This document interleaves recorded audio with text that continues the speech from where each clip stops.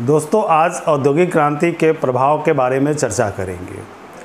किस प्रकार से औद्योगिक क्रांति ने जीवन के विविध पक्षों को प्रभावित किया, उसकी चर्चा आज करेंगे।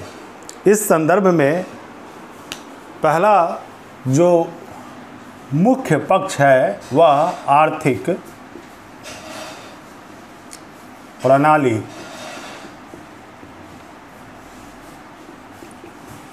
औद्योगिक क्रांति के प्रभाव की चर्चा आर्थिक प्रणाली के संदर्भ में या अर्थव्यवस्था पर उसके प्रभाव की चर्चा करेंगे। परंपरागत उत्पादन प्रणाली में कॉटेज इंडस्ट्री थी। कॉटेज इंडस्ट्री जहां स्मॉल स्केल में प्रोडक्शन है।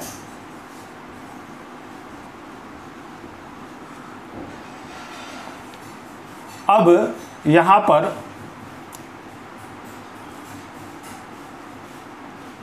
कारखानों या फैक्ट्रियों में large scale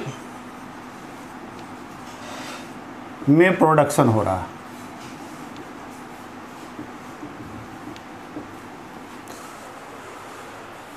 small scale production के जगह पे लार्ज स्केल प्रोडक्शन हो रहा है।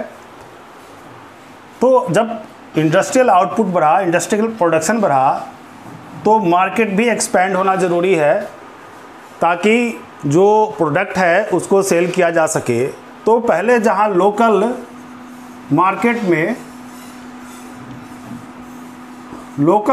में इसे सेल किया जाता था, जो पुरानी उत्पादन प्रणाली है उसमें जो उत्पादन हुआ उसे अब यह लोकल की जगह ग्लोबल हो गया। डोमेस्टिक मार्केट के साथ साथ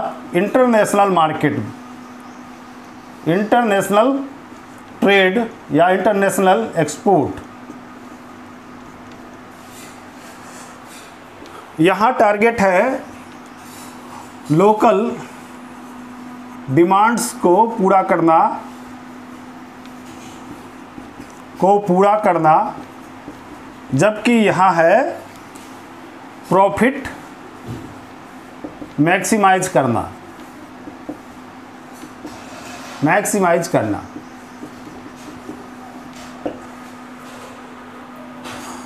पहले जब लोकल डिमांड है तो डाइवर्सिफिकेशन कम है। अब यह ग्लोबल है। साथ साथ जनसंख्या में वृद्धि हो गई है। जनसंख्या में वृद्धि और आधुनिक परिवेश के अनुसार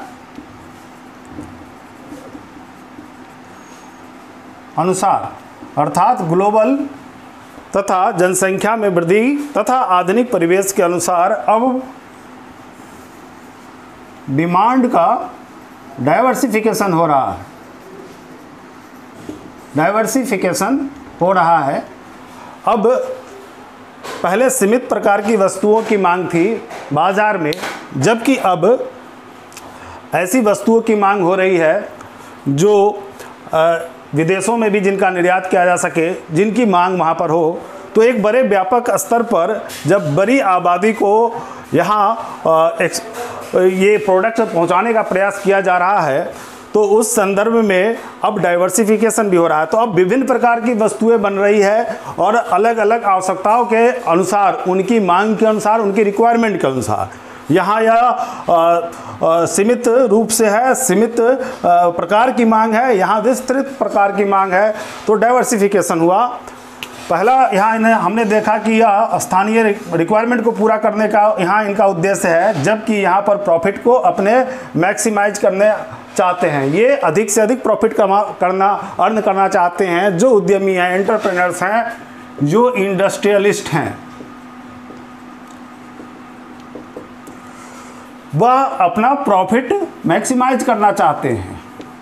इसके लिए वो डाइवर्सिफिकेशन को एक्सेप्ट करेंगे और क्वांटिटी को भी बढ़ाएंगे, तो अधिक बड़े पैमाने पर उत्पादन होगा ताकि इसका अधिक से अधिक जो है निर्यात किया जा सके। तो यहाँ टारगेट क्या है, हम एक्सपोर्ट कर सके, निर्यात को बढ़ा सके, प्रॉफिट को बढ़ा सके और जनसंख्या की रिक्वायरमेंट तथा अधिक बड़ी आबादी के लिए अधिक संख्या में हम उत्पादन करें। इसके बाद हम देखते हैं यहाँ कैपिटल, लो कैपिटल यहाँ कम चाहिए, जबकि यहाँ पर बड़ा चाहिए, बिग कैपिटल की आवश्यकता है। तो जब कैपिटल कम चाहिए तो श्रेणी का जो गिल्ड्स मैन्युफैक्चरिंग कराते थे, गिल्ड्स उनके द्वारा या जो मर्चेंट होते थे तब के मर्चेंट के द्वारा कैपिटल प्रोवाइड किया जाता था, वह भी स्मॉल, बड़े कैपिटल की आवश्यकता नहीं है। जबकि यहाँ पर अब बड़े कैपिटल की आवश्यकता है और बड़ा कैपिटल आएगा किस प्रकार से, तो कैपिटल मार्केट में, कैपिटल मार्केट। तो इसके लिए बैंकिंग, बीमा के साथ साथ कैपिटल मार्केट का भी विकास हुआ, कैपिटल और सिक्योरिटीज मार्केट का भी विकास हुआ।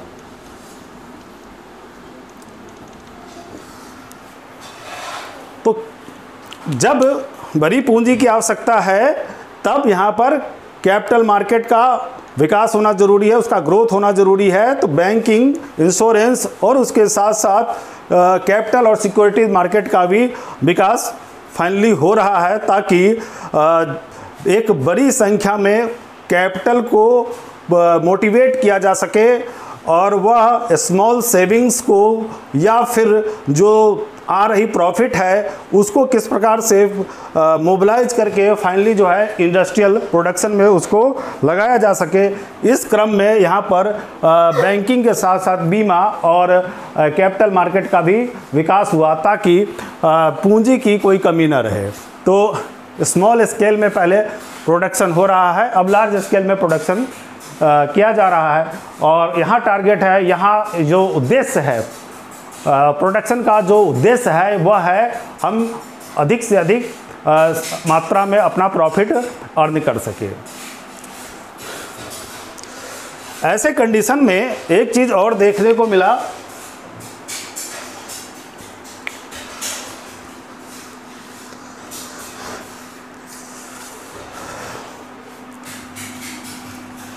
यहाँ हम देखते हैं पहले जो शिल्पकार होते थे जिनके द्वारा प्रोडक्शन किया जाता था, जो छोटे उत्पादक थे उनका अपने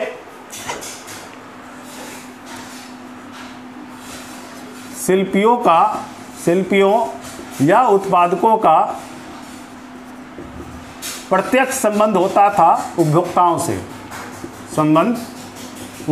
से, परंतु यहाँ पर संबंध प्रत्यक्ष नहीं रहा, अब अप्रत्यक्ष संबंध है।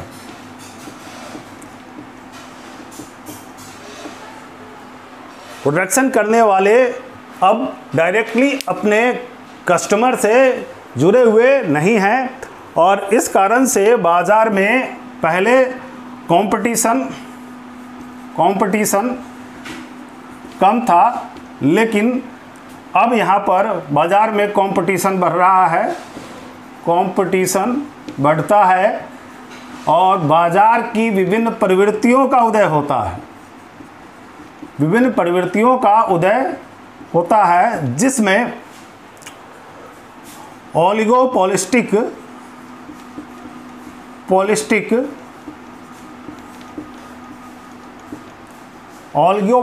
मार्केट देखने को मिलता है।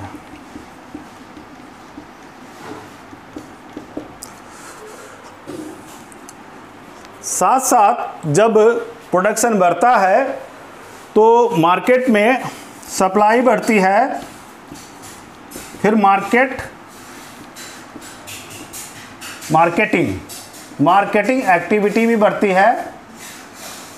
जो प्रोडक्ट्स हैं उनको बेचने का प्रयास किया जा रहा है और इस क्रम में एम्प्लॉयमेंट बढ़ा, परचेजिंग पावर बढ़ा, और जब परचेजिंग पावर बढ़ता है तो पुनः डिमांड क्रिएट होती है, जिसने प्रोडक्शन को पुश किया और इससे सप्लाई फिर बढ़ा और एक इकोनॉमिक साइकिल जो है वह बनती है, उसमें भी एक्सेलरेशन आता है। Government time to time effort करती है कि एक्सेलरेशन बना रहे, लेकिन बाज़ार की अपनी प्रवृत्तियाँ यहाँ पर स्वतः सामने आती है, जिसमें रिसेशन अर्थात आर्थिक मंदी समय समय पर आती है। और 1825, 1837, 47 और 57 में ये रिसेशन देखने को मिलता है, जिसका एक बड़ा रूप या स्वरूप जिसको हम देखते हैं 1929, 1930 के ग्रेट डिप्रेशन के रूप में,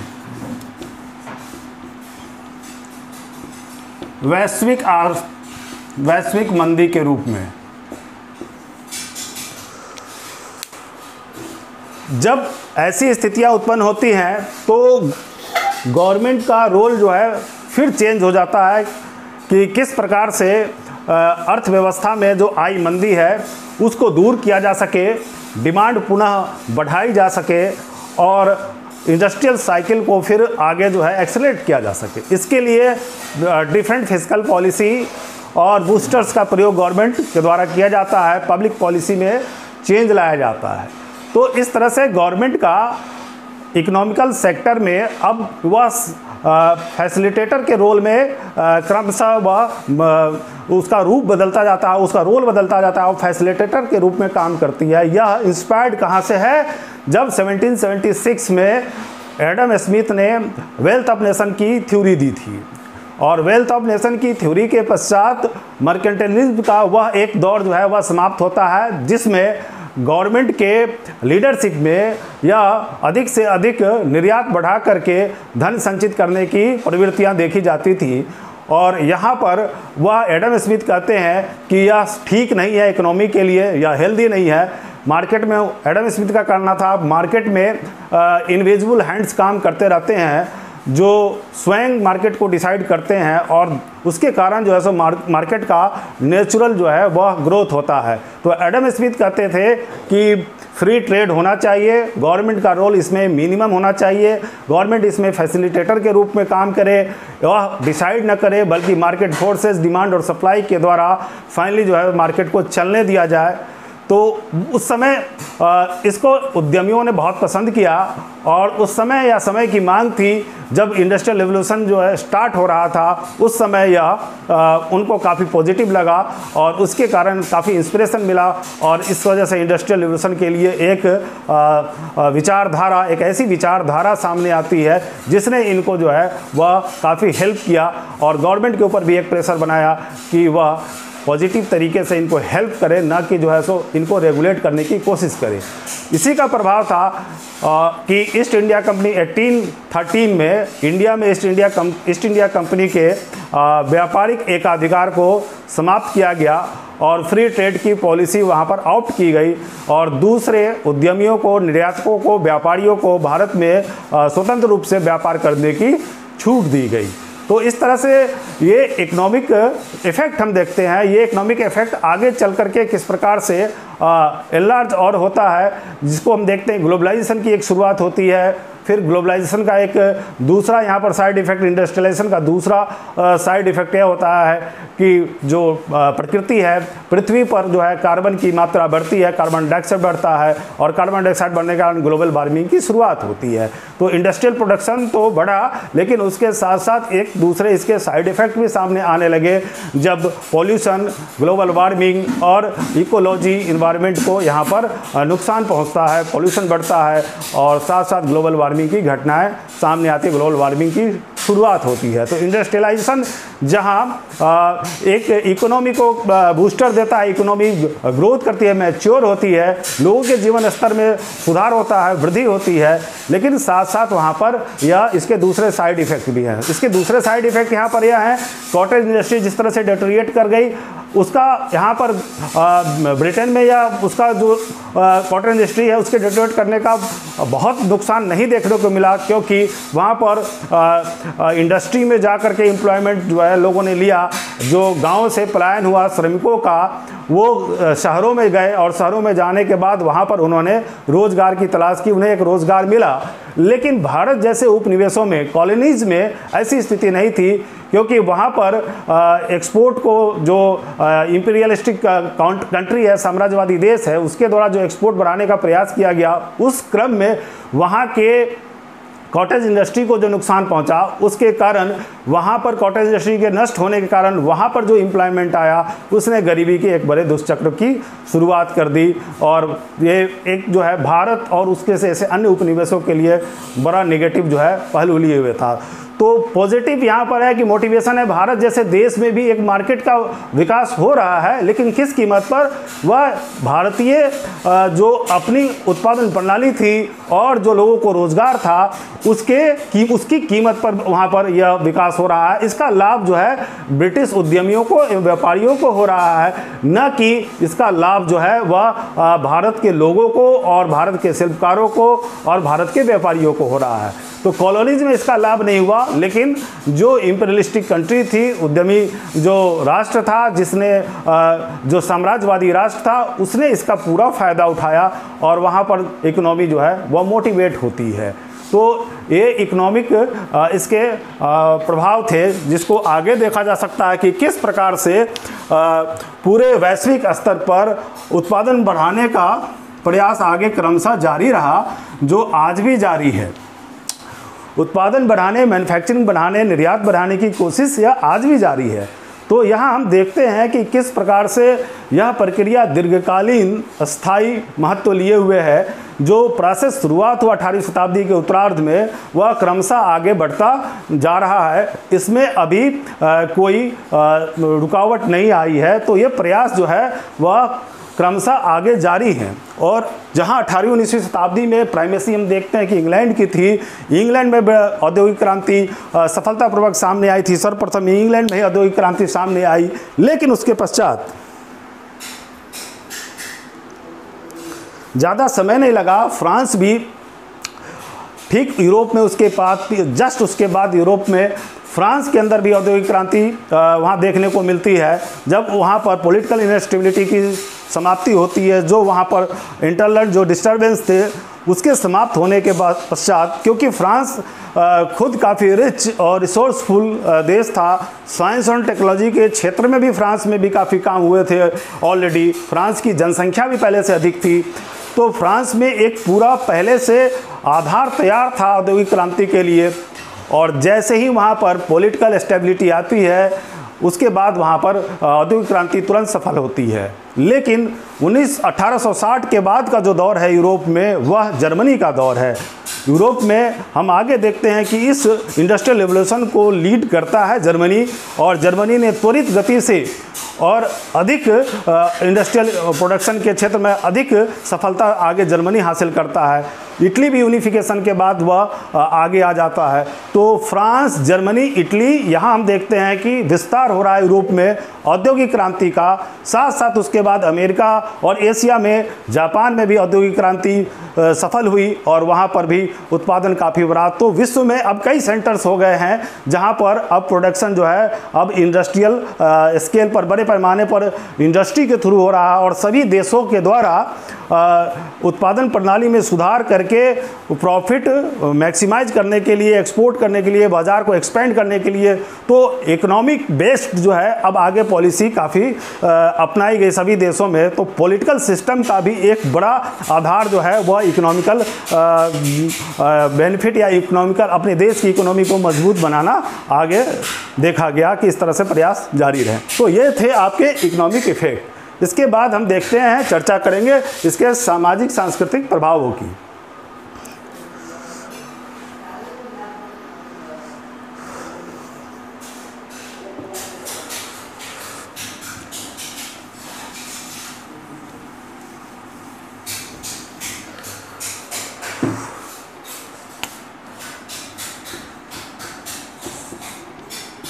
सामाजिक सांस्कृतिक प्रभाव।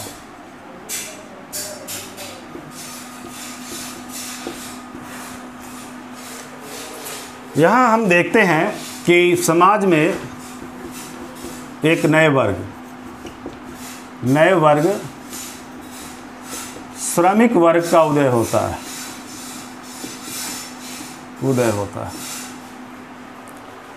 समाज में एक नए वर्ग श्रमिक वर्ग का उदय होता है। यह आर्थिक असमानता पर आधारित है। किस प्रकार से? पूंजीपति और पहला एक पूंजीपति और दूसरा इसके सामने श्रमिक वर्ग।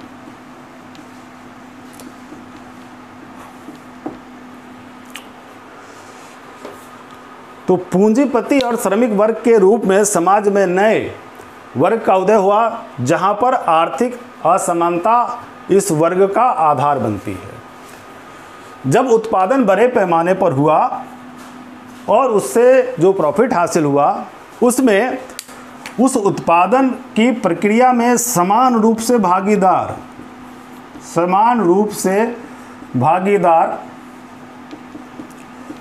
श्रमिक वर्ग को, उत्पादन की प्रक्रिया में समान रूप से भागीदार श्रमिक वर्ग को उसके लाभ से वंचित किया गया। लाभ से वंचित हो गए। जितना प्रयास पूंजीपतियों के द्वारा किया गया, उतना ही प्रयास श्रमिकों के द्वारा भी किया गया था, परंतु औद्योगिक क्रांति के बाद जो लाभ हुआ उस पर अधिकार पूंजीपति वर्ग ने कर लिया। उस लाभ से श्रमिक वर्ग को दूर रखा गया। तो ये वंचित समुदाय है और यह विवश है फैक्ट्रियों में काम करने के लिए। इसकी व्यवस्था है। क्यों? क्योंकि इसके पास कोई दूसरा आर्थिक आधार नहीं है। आर्थिक आधार नहीं है। यह नगरों में प्रवासी के रूप में आया है, नगरों में प्रवास कर रहा है। एग्रीकल्चर रिवॉल्यूशन और उसके बाद कॉटेज इंडस्ट्री के नष्ट होने के बाद गांव के भूमिहीन किसान तथा जो छोटे उत्पादक कारीगर शिल्पी थे, उन्होंने रोजगार की तलाश में शहरों की ओर पलायन किया।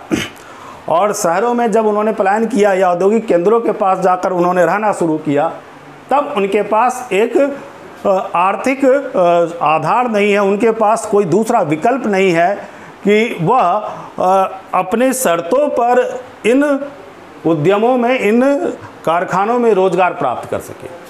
तो जिन कंडीशंस में उनको रोजगार दिया गया उद्यमियों के द्वारा, पूंजीपतियों के द्वारा, वह स्वीकार करना उनकी व्यवस्था थी। और यहाँ पर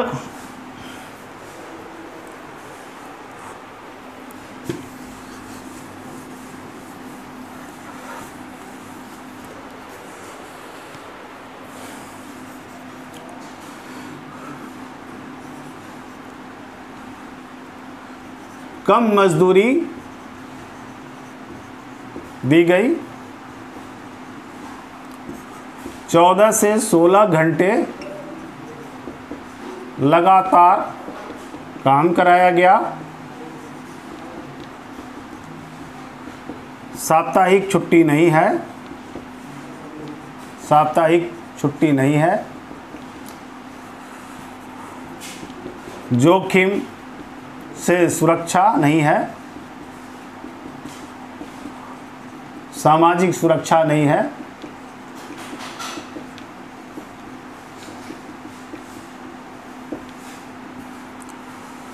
सीलन भरी फैक्ट्रियों में कामकाज करना है, जहां स्वच्छ वायु, शुद्ध जल, पूरा प्रकाश या पर्याप्त प्रकाश, एवं स्वच्छ वातावरण नहीं है। तो उद्योगों में, कारखानों में जहां श्रमिक काम कर रहे हैं वह कम मजदूरी पर काम कर रहे हैं, 14 से 16 घंटा लगातार काम कर रहे हैं, उन्हें कोई साप्ताहिक अवकाश नहीं मिल रहा है, उनके लिए कोई जोखिम से सुरक्षा नहीं है। अगर काम करते समय कोई उनके साथ दुर्घटना होती है तो फिर उस स्थिति में उन्हें कोई सुरक्षा नहीं दी जा रही है, कोई सामाजिक सुरक्षा नहीं है। जोखिम जो है वह उस समय जितना था उस जोखिम के अनुपात में उन्हें कोई भी सुरक्षा नहीं दी गई। और कारखानों का परिवेश सीलन भरा है, कारखाने सीलन भरे हैं जहां पर स्वच्छ वायु, जल और स्वच्छता का वातावरण और प्रकाश की पर्याप्त उपलब्धता नहीं है। तो ऐसे वातावरण में निरंतर काम करते रहना है। तो यह श्रमिकों की स्थिति थी, लेकिन इससे भी भयानक स्थिति महिलाओं एवं बच्चों की थी। इन्होंने अपने प्रॉफिट को और बढ़ाने के लिए क्या किया, महिलाओं और बच्चों को कारखानों में श्रमिक के रूप में लगाया। 6 साल के बच्चे भी श्रमिकों के रूप में काम करने लगे।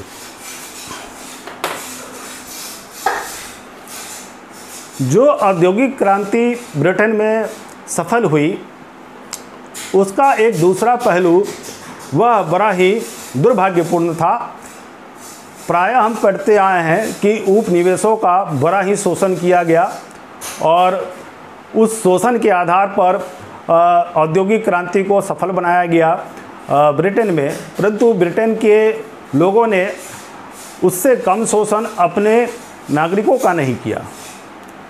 जहां उपनिवेशों का शोषण हुआ, उपनिवेशों के नागरिकों का शोषण हुआ और अफ्रीका के निवासियों का जिस प्रकार से अमेरिका में अमानवीय रूप से उनको काम करा करके जिस तरह से उनका शोषण किया गया उसके बारे में चर्चा प्रायः होती रहती है।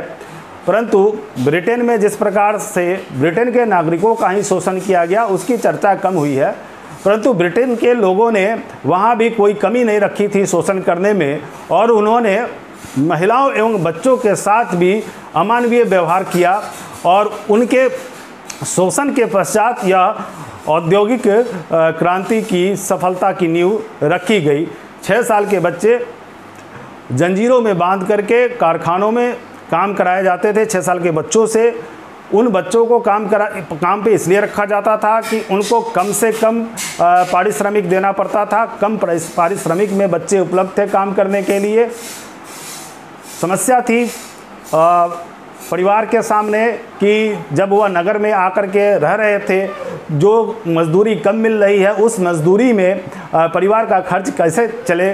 कम खर्च में परिवार का कम पैसे में परिवार का खर्च चलाने के लिए स्त्रियों एवं बच्चों को भी काम पर लगना पड़ा और उसका लाभ उसने या उसका दुरुपयोग जो है सो उद्यमियों के द्वारा किया गया। बच्चों से भी काम कराया गया अमानवीय तरीके से, महिलाओं से भी उसी प्रकार से काम कराया गया और बच्चे और महिलाओं के शोषण और साथ साथ ये जो पुरुष श्रमिक थे उन सबके साथ जो है सो उन्होंने शोषण किया।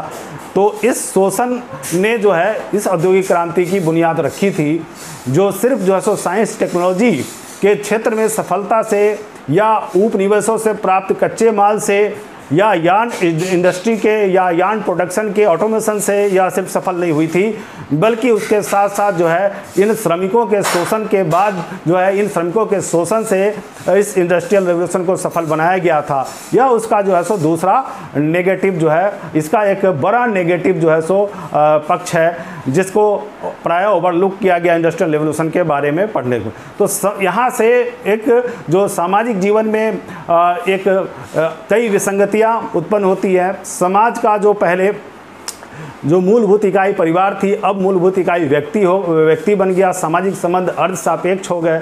लोग जो है वह पैसों के आधार पर अपने संबंधों को निर्धारित करने लगे।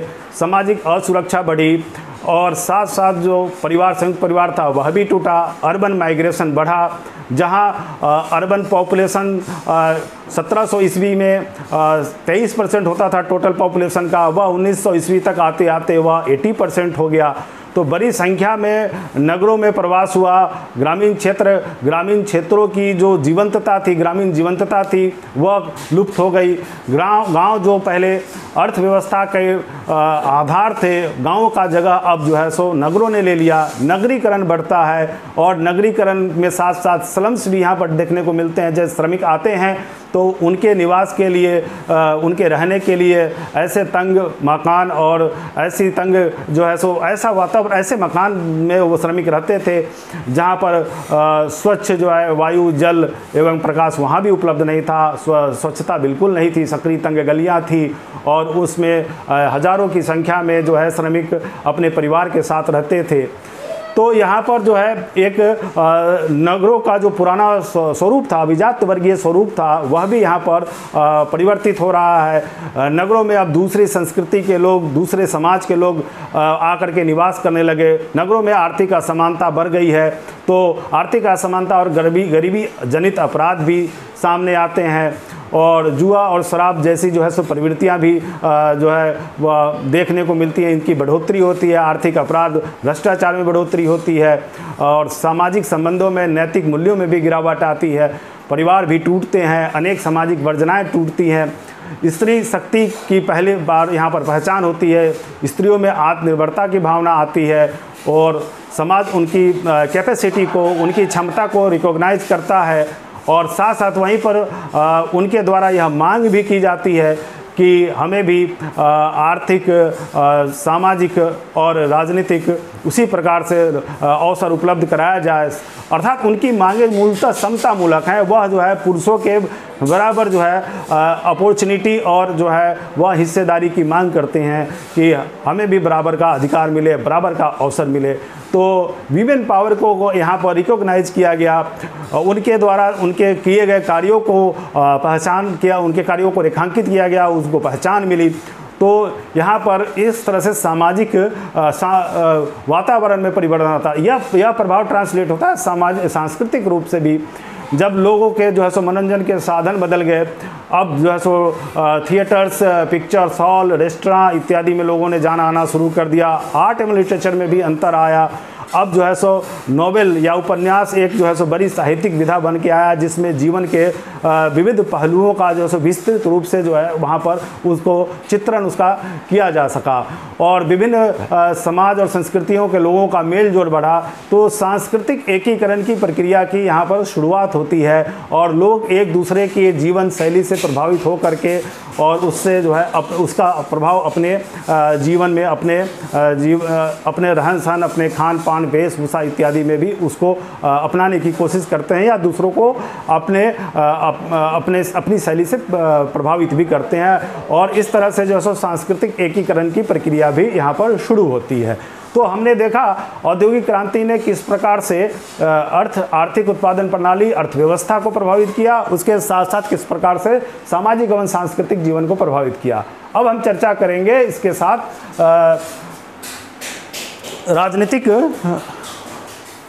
इसके राजनीतिक प्रभावों की।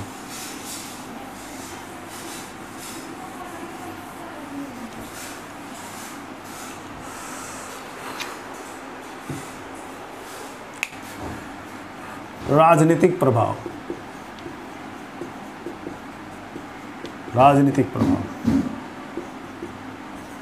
गवर्नमेंट की एडमिनिस्ट्रेटिव प्रशासनिक गतिविधियां बढ़ गई,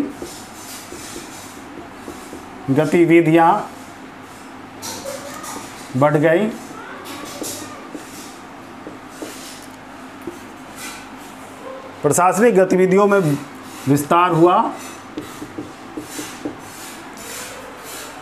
जब हम पूंजीपतियों के शोषण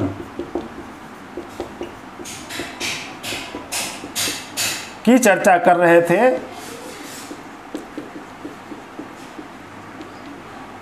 वहीं यह एक पृष्ठभूमि तैयार हो रही थी वह थी समाजवाद की,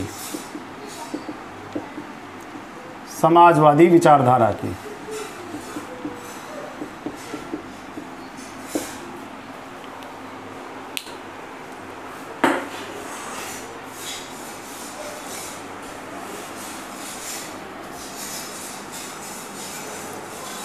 औद्योगिक क्रांति के कारण जो समाज में असमानता बढ़ी और समाज में पूंजीपति और श्रमिक वर्गों का उदय हुआ, दो मुख्य वर्ग सामने आ रहे हैं, नए मुख्य वर्ग सामने आ रहे हैं और इन मुख्य वर्गों में असमानता है। एक वर्ग दोनों मिलकर के इंडस्ट्रियल रेवोल्यूशन में पार्टिसिपेट कर रहे हैं, उसको सफल बनाने में दोनों मिलकर लगे हैं, लेकिन प्रॉफिट शेयरिंग जो है सो दोनों की बराबर नहीं है। तो यहाँ ऐसे विचार का उदय हुआ कि हमारे साथ या श्रमिकों के साथ जो है वह भेदभाव किया जा रहा है, उनके साथ समानता का व्यवहार होना चाहिए और उनका जो उत्पीड़न और शोषण हो रहा है उसको रोका जाना चाहिए। तो इस क्रम में समाजवादी विचारधारा का उदय होता है, जो यह मांग करती है कि वर्ग संघर्ष को समाप्त किया जाए। वर्ग संघर्ष किसके बीच? तो पूंजीपति, जिसको बुर्जुआ वर्ग कहा लोगों ने, और दूसरा सर्वहारा जो श्रमिक वर्ग था, जो औद्योगिक श्रमिक वर्ग था, वह सर्वहारा। तो सर्वहारा और पूंजीपति बुर्जुआ वर्ग के बीच में जो वर्ग संघर्ष है वह समाप्त किया जाए। और वर्ग संघर्ष का कारण है बुर्जुआ वर्ग के द्वारा सर्वहारा वर्ग का शोषण और उसके द्वारा जो है सो उत्पन्न की गई, पैदा की गई सामाजिक आर्थिक विषमता। तो समाजवाद जो है वह संपत्ति के साधनों पर वह सबके समान अधिकार की बात करता, मांग करता है और वह वर्ग संघर्ष समाप्त करके वह मांग करता है कि सामाजिक, आर्थिक और राजनीतिक स्तर पर समानता को लागू किया जाए और सबको उसकी योग्यता के अनुसार समान रूप से उसमें अवसर मिले। तो समाजवाद की विचारधारा का अभ्युदय होता है और इसका सबसे जो है मुख्य रूप से इसका जो है विस्तार हम देखते हैं कार्ल मार्क्स और इनके एंजेल्स के द्वारा कम्युनिस्ट घोषणा पत्र इन्होंने जब घोषित किया 1848 में, कम्युनिस्ट घोषणा पत्र के द्वारा इन्होंने वैज्ञानिक समाजवाद को लागू करने की मांग की गई इनके द्वारा, अर्थात वर्ग संघर्ष को समाप्त करके संपत्ति के साधनों पर सबको समान रूप से अधिकार देते हुए सामाजिक, आर्थिक, राजनीतिक समानता स्थापित की जाए। तो इस तरह से इसका प्रभाव राजनीतिक रूप से भी आया, राजनीति पर भी इसके प्रभाव पड़े। और इससे पहले हम देखते हैं 1838 में इंग्लैंड में एक चार्टिस्ट आंदोलन स्टार्ट हुआ था।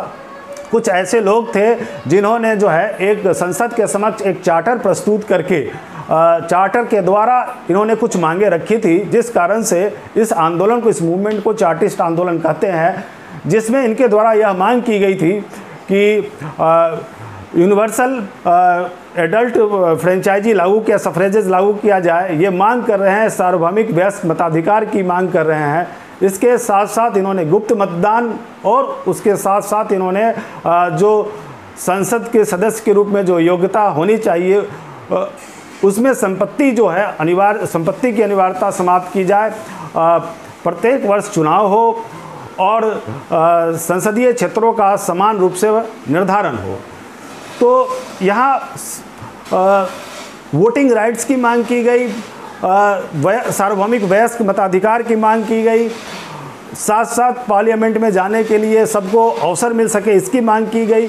हालांकि ब्रिटेन की पार्लियामेंट के द्वारा इस चार्टर को एक्सेप्ट नहीं किया गया, लेकिन 1832-37 से लेकर के आगे मेजर रिफॉर्म्स हुए। 1833 में ब्रिटेन में दास्ता कानून को समाप्त कर दिया गया और उसके बाद एडल्ट यूनिवर्सल जो फ्रेंचाइजी है वह लोगों को दी गई। सर्वप्रथम 1867 में नगरीय जो है औद्योगिक श्रमिकों को यह दिया गया। उसके बाद 1884 में वह खेतीहर मजदूरों को ग्रामीण क्षेत्रों में, और 1918 में जाकर फाइनली जो है महिलाओं को भी ये अधिकार मिला। इसके साथ साथ श्रमिक सुधार भी, फैक्ट्री सुधार भी शुरू किए गए। इसकी शुरुआत 1802 में ही हुई थी, जब अनाथ बच्चों को कारखानों में काम करने से रोका गया और 1832-33 से लेकर के 1848 के बीच में ऐसे कई कानून पारित किए गए, जिसके कारण 9 वर्ष से कम आयु के बच्चों को कारखानों में काम करने पर रोक लगाया गया और महिलाओं को खदानों में काम करने से रोक लगाया गया। जो बड़े बच्चे थे उनको भी खदानों में काम करने से रोक लगाया गया। काम के घंटे निर्धारित किए गए। फिर आगे चल कर के साप्ताहिक उनको अवकाश भी मिला। 1911-12 में फाइनली हम देखते हैं कि सोशल सिक्योरिटीज़ का भी जो है सो गवर्नमेंट ने प्रोविजंस किया कि किसी प्रकार की जो है दुर्घटना के बाद शारीरिक विकलांगता या फिर उसके साथ साथ बेरोजगारी या बीमारी या किसी अन्य प्रकार के कारण अगर रोज़गार छूट जाता है तो उस व्यक्ति का जीवन यापन किस प्रकार से हो सके। तो ये राजनीति में ये पड़ने वाले सकारात्मक प्रभाव थे। और जो वैज्ञानिक समाजवाद, जो कम्युनिस्ट घोषणा पत्र लागू किया गया, उसका असर जो है वहाँ पर श्रमिक ट्रेड यूनियंस के द्वारा जो है एक ट्रेड यूनियन मूवमेंट से स्टार्ट हो गए और ट्रेड यूनियंस फॉर्म हुए, उनके मूवमेंट स्टार्ट हुए और वह जो है यूरोप में वह बड़े स्तर पर वह औद्योगिक श्रमिकों के आंदोलन हुए, जिसका प्रभाव राजनीति पर भी पड़ा और ये सारे जो हमने पहले जिसकी चर्चा की, इसके रिफॉर्म्स किए गए। लेकिन इसके बाद आगे देखते हैं कि एक मेजर जो इसमें डेवलपमेंट होता है वह फाइनली ये सक्सेसफुल होता है, सक्सीड होता है बोल्शेविक क्रांति के रूप में, जब रशिया में जो है सो बोल्शेविक क्रांति 1917 में हुई सफलतापूर्वक और वहाँ पर सर्वहारा की सरकार की स्थापना की गई और वहाँ पर समाजवाद को लागू किया गया। तो इस तरह से उसके बाद आगे जाकर के इसका विस्तार जो है सो चाइना में होता है। हालांकि वहाँ पर थोड़ा परिवर्तित रूप में हुआ, लेकिन चाइना में भी इसका विस्तार हुआ। पूर्वी यूरोप के अन्य देशों में भी इसका विस्तार हुआ। तो समाजवाद एक आंदोलन के रूप में, एक राजनीतिक आंदोलन के रूप में, एक पॉलिटिकल कंसेप्ट के रूप में आगे जो है वह सक्सेसफुल हुआ और इसने अपने सिर्फ पॉलिटिकल सिस्टम को बल्कि जो उत्पादन प्रणाली है या सामाजिक जीवन को भी, सांस्कृतिक जीवन को भी इसने प्रभावित किया। तो यह इंडस्ट्रियल रिवोल्यूशन की ही एक देन थी जिसने जो है सो समाजवाद का अभ्युदय कराया, जिस कारण समाजवाद का अभ्युदय होता है। तो समाजवाद के अभ्युदय में इंडस्ट्रियल रिवोल्यूशन का एक जो है कॉम्प्रिहेंसिव रोल है, जिसके कारण से एक इक्वलिटी के लिए जो है सो मूवमेंट स्टार्ट हुआ, समानता के लिए आंदोलन प्रारंभ हुए और उसने जो है सो सकारात्मक मनुष्य के जीवन में सकारात्मक प्रभाव डाले और इसका वैश्विक स्तर पर इसका प्रभाव बना रहा। तो इस तरह से औद्योगिक क्रांति की चर्चा करते समय हम यहाँ देखते हैं कि किस तरह से सकारात्मक परिणाम राजनीति पर, किस तरह से इसके सकारात्मक परिणाम, परंतु इसके साथ साथ जब यूनिफिकेशन के बाद इटली और जर्मनी आगे बढ़ते हैं तो वहाँ पर भी जब इंडस्ट्रियल रेवोल्यूशन जब सफल होता है, इंडस्ट्रियल रेवोल्यूशन जब स्टार्ट होता है तो उनके यहाँ भी एक उपनिवेशों की आवश्यकता महसूस की जाती है। तो एक नया औपनिवेशिक दौर प्रारंभ हो गया चाइना में, अफ्रीका में एक तरह से स्ट्रगल स्टार्ट हो गया कि किस प्रकार से नए उपनिवेश स्थापित किए जाए। विशेष करके जर्मनी और इटली के द्वारा उपनिवेश स्थापित करने की आवश्यकता महसूस की गई और औपनिवेशिक जो स्ट्रगल था, जो औपनिवेशिक विस्तार थी या साम्राज्यवादी भावना जो है सो और बड़े रूप में सामने आई। तो उपनिवेशवाद साम्राज्यवाद का पुनः जो है एक अभ्युदय होता है। औपनिवेशिक जो है प्रसार का जो है सो प्रयास किया गया, जापान के द्वारा भी प्रयास किया गया। जो चाइना में मंचूरिया पर उसने जो है सो आक्रमण करके उसको अपने नियंत्रण में लेने का प्रयास किया। तो इस तरह से इसने पॉलिटिकली जो है वह साम्राज्यवाद और उपनिवेशवाद को भी जन्म दिया। तो अब अनेक सकारात्मक प्रभावों के साथ जहाँ यह डेमोक्रेसी को मजबूत करता है, जहाँ यह वोटिंग राइट्स इनेबल करता है, लोगों को सार्वभौमिक वयस्क मताधिकार उपलब्ध कराता है, उसके साथ साथ यह जो है दूसरा इसका एक पहलू है कि एक जो है इसके लिए औपनिवेशिक जो है प्रतिस्पर्धा भी प्रारंभ होती है। उस औपनिवेशिक प्रतिस्पर्धा के कारण जो उस समय के जो पिछड़े देश थे वहाँ पर एक स्ट्रगल प्रारंभ हुआ और उस स्ट्रगल के कारण वहाँ पर नए उपनिवेश स्थापित किए गए। लेकिन ये फाइनली जो है सो फर्स्ट वर्ल्ड वॉर के रूप में इस स्ट्रगल का एक बड़ा विस्तार हम देखते हैं कि जो राजनीतिक औपनिवेशिक और साम्राज्यवादी जो प्रतिस्पर्धा थी वह किस प्रकार से औपनिवेशिक जो है वह प्रथम विश्व युद्ध के रूप में परिणत हो गई। तो दोस्तों ये औद्योगिक क्रांति के सकारात्मक और नकारात्मक प्रभाव और उसके परिणाम थे जो लंबे समय तक जो है वह विश्व की वैश्विक जीवन में जिसको देखा जा सकता है।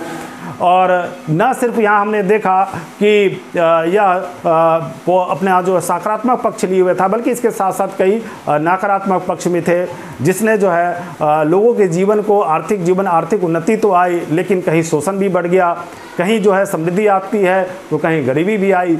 और अगर इसने जो है सो उत्पादन बढ़ाया, लोगों को सुख सुविधाएं उपलब्ध कराई, तो साथ साथ प्रकृति को कहीं ना कहीं नुकसान भी पहुंचाया।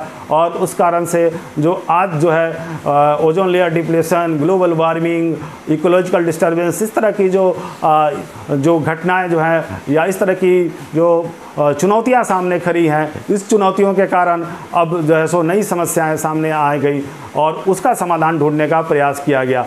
तो यहाँ यह देखा गया कि फाइनली जो है वह एक बैलेंस जो है डेवलपमेंट का तरीका जो है वह आवश्यक होता है। तो किस प्रकार से प्रकृति के साथ, नेचर के साथ एक बैलेंस बना करके डेवलपमेंट किया जाए, इसकी आवश्यकता महसूस होने लगी।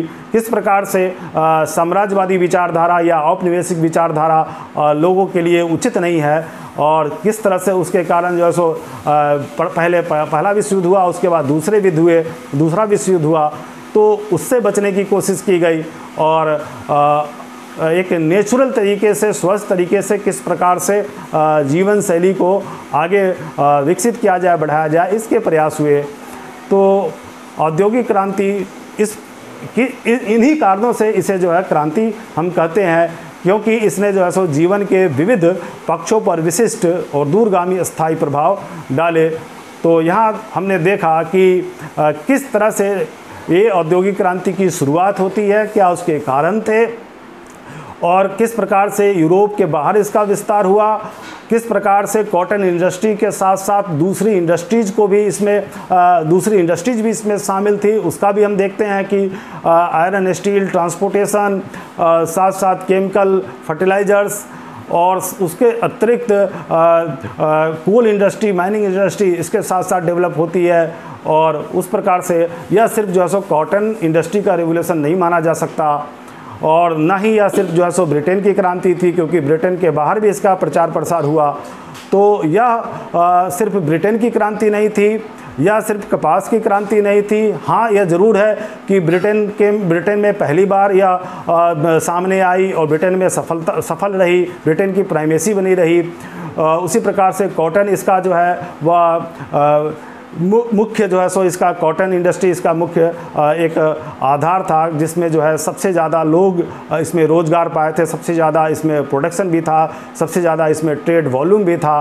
तो प्रोडक्शन, एम्प्लॉयमेंट और एक्सपोर्ट, ट्रेड वॉल्यूम के लिहाज से कॉटन इंडस्ट्री डेफिनेटली जो है इसकी जो है सो मेन इंडस्ट्री थी। लेकिन यह अकेले अपने आप में एक इंडस्ट्री नहीं थी जो इंडस्ट्रियल रिवोल्यूशन में शामिल थी। इसके साथ साथ कुछ और साथ दूसरे भी अन्य इंडस्ट्रीज भी साइमल्टेनियसली जो है सो ग्रोथ कर रही थी और फाइनली जो है सो आगे चल कर के ओवरऑल जो है वह दूसरे सभी सेक्टरों में, अन्य सेक्टरों में भी हम अचीवमेंट देखते हैं कि किस प्रकार से इंडस्ट्रियल रिवोल्यूशन में पार्टिसिपेशन दूसरे सेक्टर्स का भी होता है और किस प्रकार से मार्केट का ग्लोबलाइजेशन होता है, किस तरह से जो है लोकल जो अर्थव्यवस्था है वह ग्लोबल अर्थव्यवस्था की ओर जो है वह आगे बढ़ती है। किस प्रकार से ग्रामीण अर्थव्यवस्था से अब जो है नगरीय अर्थव्यवस्था जो है अर्थव्यवस्था का मुख्य आधार बन जाती है। ग्रामीण जीवन में किस प्रकार से परिवर्तन आता है और नगरीय जीवन में किस प्रकार से विस्तार होता है, नगरीकरण की प्रक्रिया बढ़ती है। और ब्रिस्टल, मैनचेस्टर, लंदन जैसे जो शहर हैं वह मैन्युफैक्चरिंग हब्स थे, मैन्युफैक्चरिंग सेंटर्स थे, और जहाँ पहले जो है अर्बनाइजेशन जो है पॉलिटिकल सेंटर्स के आसपास हुआ करता था मेनली, अब वह इंडस्ट्रियल सेंटर्स के आसपास भी देखने को मिलता है। अक्रॉस द वर्ल्ड इस तरह से हुआ और इस तरह से नगरों का विस्तार हुआ। तो इस प्रकार से औद्योगिक क्रांति को हमने पूरा कॉम्प्रिहेंसिवली पढ़ा और औद्योगिक क्रांति को हमने देखा, और इसमें जितने पॉसिबल क्वेश्चंस हैं, अगर इस टॉपिक को पूरा एनालाइज करें, उसको पूरा अगर उसको रिवाइज करके बार बार देखें, तो इस टॉपिक से बनने वाले सारे क्वेश्चंस का आंसर इस चर्चा में है। एक प्रीवियस जो चर्चा थी औद्योगिक क्रांति एक विश्लेषण पार्ट 1 में, और यह औद्योगिक क्रांति एक विश्लेषण पार्ट 2 में, इसे हम देख सकते हैं। तो इस प्रकार से औद्योगिक क्रांति हमने पूरा कवर किया, और इसके बाद हम दूसरे टॉपिक को लेंगे। धन्यवाद चर्चा में पार्टिसिपेट करने के लिए।